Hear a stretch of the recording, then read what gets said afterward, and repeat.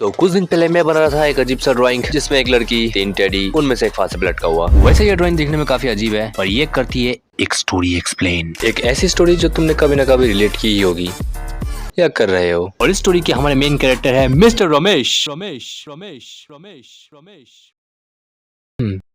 तो कहानी शुरू होती है स्कूल से, जहाँ मैं और मेरा दोस्त घूम रहे थे, चिल कर रहे थे, जब तक कि उसे बार बार कॉल नहीं आता। यहाँ मैं हैरान हो गया था क्योंकि साले को एक दिन में इतने कॉल्स कभी नहीं आते हैं। मेरे दिमाग में तो बस एक ही सवाल चल रहा था, इतने कॉल्स तो इसके माँ बाप भी नहीं करते हैं, तो ये है कौन। देन वो मेरे पास आता है और मुझसे कहता है फाइनली मेरे को मिल गई क्या, फाइनली मेरे को मिल गई क्या, फाइनली मेरे को मिल गई। भोसड़ी के बताएगा भी तेरे को क्या मिल गई है? एक गर्लफ्रेंड। अच्छा। सीरियसली वो उस दिन इतना खुश हो गया था मानो उसे कोई बंदी नहीं मिली है, जीने की कोई वजह मिल गई है। बस बात है कि वो टिकती नहीं है।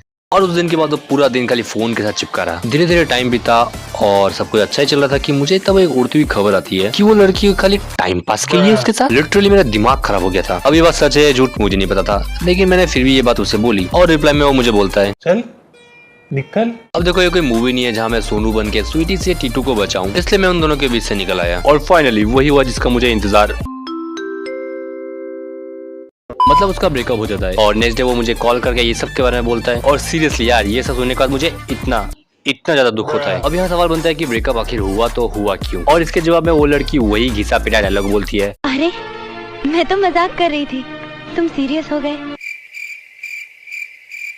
तो देखो इन सब के बाद ना एकदम समझ में आ रहा था कि वो लड़की कर रही है जस्ट टाइम पास, बट वो लड़का कहाँ समझने वाला है। और मेरा फ्रेंड पूरे महीने उसके होप में बैठा रहा और वहाँ पे वो लड़की अपने नए बॉयफ्रेंड के साथ मस्त घूम रही है। कितनी कमाल की बात है ना, जो लड़की कहती थी कि तुम्हारे बिना वो जी नहीं सकती, वो आज जी रही है और काफी मस्त जी रही है। और सबसे कमाल की बात तो ये है कि इसका नया बॉयफ्रेंड और कोई नहीं, इसी का बेस्ट फ्रेंड है। मतलब जब तक बेटर ऑप्शन नहीं था तो वो लड़की रिलेशनशिप में थी और जब बेटर ऑप्शन मिला तो उसने ब्रेकअप कर लिया। और मुझे नहीं लगता कि इसे कोई फर्क भी पड़ा होगा कि इसके वजह से किसी की फीलिंग्स हर्ट हुई है। और ये अपने बेस्ट फ्रेंड के साथ भी तब तक ही रहेगी जब तक इसकी नीड पूरी हो रही होगी। और जैसे ही नीड्स खत्म तो कुछ भी नहीं, इसके पास तो है बहुत सारे ऑप्शन।